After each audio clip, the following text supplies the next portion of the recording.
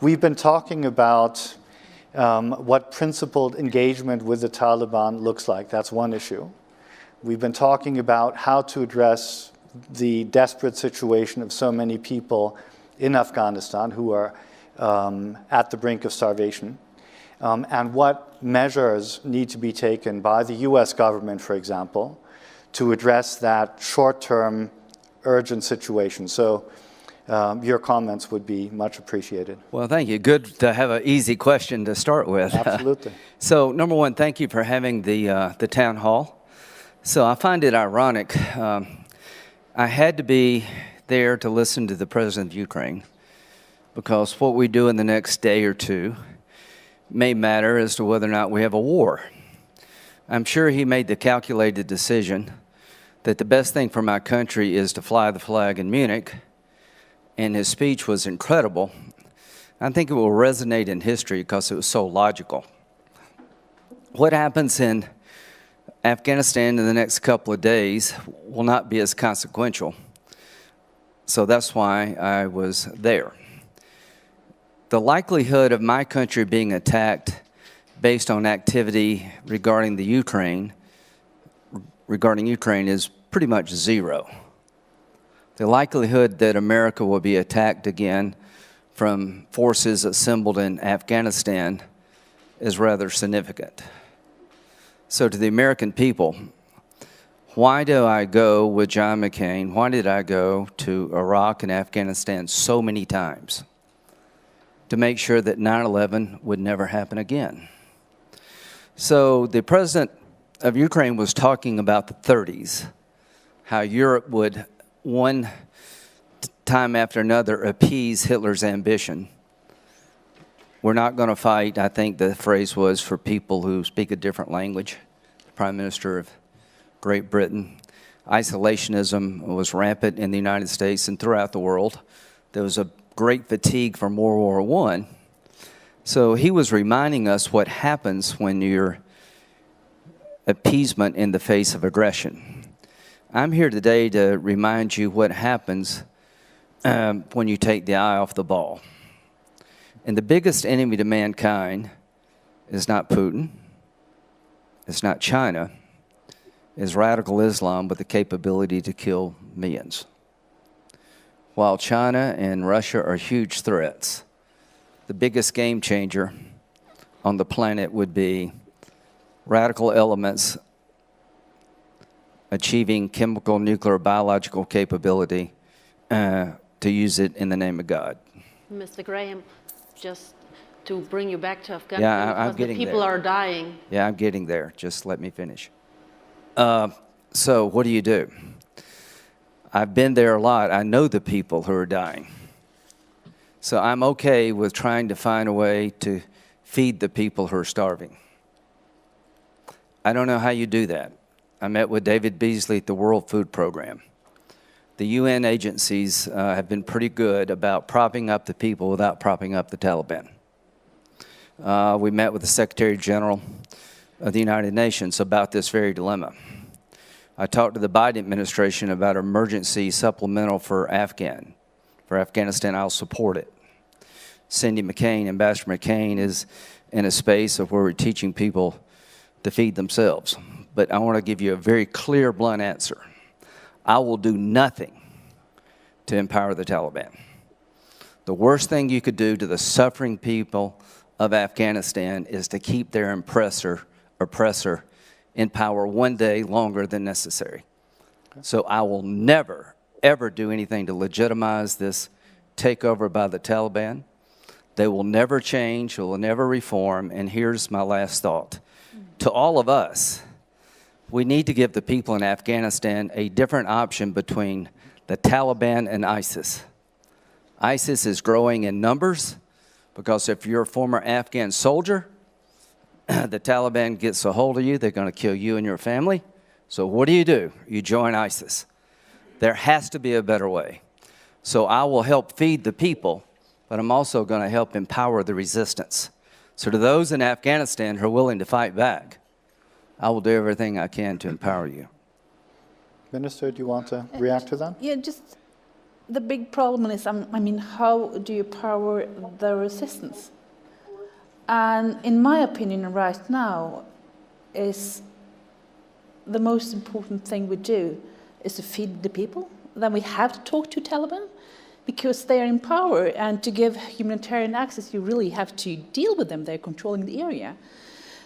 So you cannot really isolate them. And really? I mean, to get humanitarian access, how can I get humanitarian organization getting access? So what are you proposing? Give money to the Taliban? What are you proposing? Well, I talked about that before you came in. So I just cannot think that, I mean, to counter international terrorism, we cannot let people starve. So I think we have to engage and also challenge the Taliban to prevent the humanitarian emergency situation, to push them seriously on human rights issues in order to counter international terrorism. I think that's my approach. That's the most naive thing I've heard. You literally know nothing about the Taliban and their agenda if you believe they're going to change. They're not going to change, folks. Okay. Now, count me in for empowering international organizations to feed the people. That makes sense to me. They're the victims of us leaving. You know, you can blame the Trump administration for setting in motion some of the demise. So I'm not here blaming Republicans or Democrats, but the day we pull the plug on Afghanistan is the day that we set in motion a disaster not only for the Afghan people, but for our own people. So the best way to deal with terrorism is to confront it and to empower those who reject it. In 2001, there were 900,000 people in school in Afghanistan. They were all men, males. In 2020, there were 9.5 million young people in school. 39% were women. But the balance, Senator, I mean, I follow you to a certain extent, but if you look at 20 years of Western engagement in Afghanistan, I think the balance sheet is pretty grim. It's also pretty grim in terms of counterterrorism. But I want to let Hannah Neumann come in, who's a member of the European Parliament. Thank you very much, and I would like to direct a question directly to you. You said we have to do everything possible to empower the people of Afghanistan, especially the women of Afghanistan. And I think we all agree in this room that recognizing the Taliban is not going to help, so there we are on the same board. But what is the constructive effect on the citizens of Afghanistan if you dedicate 50% of the frozen assets of the citizens to Afghanistan to 9/11 victims in the US? I fail to understand that.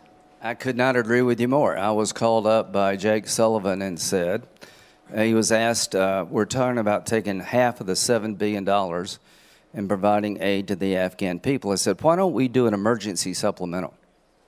I'm willing to ask the American taxpayer to put $3.5 billion into Afghanistan through international organizations to keep people from starving. I think when you take it from the fund that has a judgment attached to it, you send the wrong message. So we're on board here. When it comes to American taxpayer dollars, I am willing to help the Afghan people. I'm not willing to help the Taliban. And back to your question. The one thing I can tell you is the Taliban have taken over a country vastly different than 2001. The young women are not going back without a fight. They're going to be the heroes of the 21st century. The young men have seen a better day. I've been there a lot, and it's one of the most corrupt places on the planet. But I've seen in the eyes of the people a desire to move forward. So what will I do?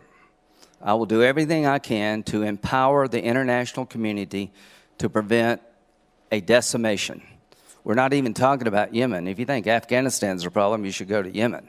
But count me in. But I want a strategy that would isolate this government. It is not legitimate. It came through the force of arms.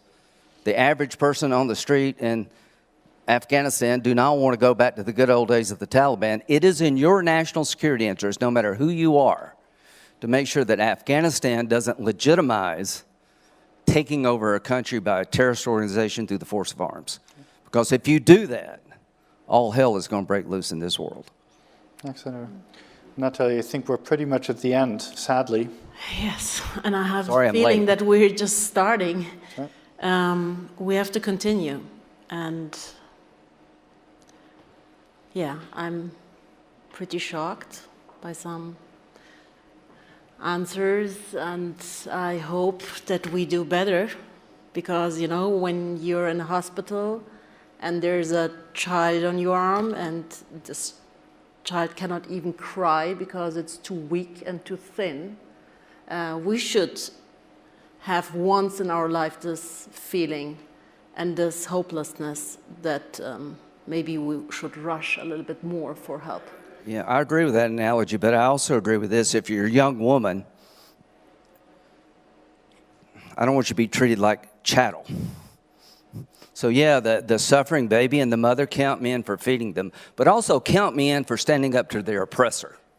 How many people here would like to live under Taliban rule? If you say no, then help people who would say no if they could. Thank you. So I think we need to wrap it up, sadly, although we're just getting started, really. I'd like to give a special thanks to those who participated from a distance. All of you, your contributions very important to the conversation. And I think we can take two things from this conversation, at least I take two things. Number one, listen to Afghan voices, very important. Number two, make sure the people who are hungry get fed, and do that as a matter of urgency. So thanks to everyone who was here in this town hall. Thanks to our friends who came in via video. And this is a conversation that will continue. Thanks very much.